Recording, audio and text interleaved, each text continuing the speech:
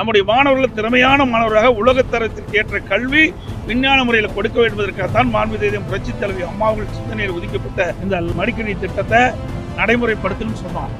அதிமுக ஆட்சி இருக்கின்ற வரைக்கும் சுமார் 52,36,000 மடிக்கணினி நம்ம மாணவர்கள் திராவிட முன்னேற்ற கழக அரசு 4 ஆண்டு காலமாக அதை கிடப்பில போட்டுட்டு இப்பொழுதுதான் அந்த மடிக்கணினி கொடுப்பதாக அறிவித்து முதற்கட்டமாக கொடுத்திருக்க செய்தி வந்திருக்குது. நாங்கள் பார்த்தேன்.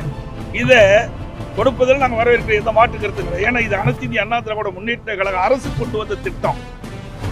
அந்த திட்டத்தை இவர் இப்பதான் கடைபிடிக்கிறாங்க. இதை ஏற்கனவே நாங்கள் குறிப்பிட்டவாறு இந்த ஆட்சி அமைந்தவுடன் மாணவ செல்வங்களுக்கு இந்த மடிக்கணினி கொடுக்கப்பட்டிருந்தா பயனுள்ளதா இருக்கு. சரி, எப்பாவது கொடுக்குறீங்களே, எதற்காக கொடுக்குறீங்க? நடைபெறுகின்ற தேர்தலில் இந்த மாணவர்களுடைய வாக்கு தேவை. அதற்கு தான் இந்த லேப்டாப் கொடுக்குறாங்க ஒழிய மாணவன் நலனுக்காக கொடுக்கல, மாணவனுக்கு நன்மை கிடைப்பதற்காக கொடுக்கல. அப்படி கொடுக்குவதாக இருந்தால் இந்த அரசு 2025ஆம் ஆண்டு கல்லூரி திறப்பதற்கு முன்பு கல்லூரி திறந்த பிறகு கொடுத்திருந்தா கூட பரவாயில்ல. அப்பவும் கொடுக்கல. அப்ப கல்லூரி சேர்ந்த மாணவர்கள் கடனை உடனே வாங்கி லேப்டாப்பை வாங்கி படிச்சுட்டு இருக்கிறாங்க. இன்னும் 2 மாசத்துல 3 ஆண்டு நிறைவு பெற்று மாணவர்கள் வந்து வெளியேற போறாங்க. அப்போ இந்த லேப்டாப் கொடுக்குறீங்க, அதனால என்ன பயன்? ஆக இந்த அரசோடைய நோக்கம் என்ன? தேர்தலில் அவருடைய வாக்கு கிடைக்கும், அதுதான் நோக்கம்.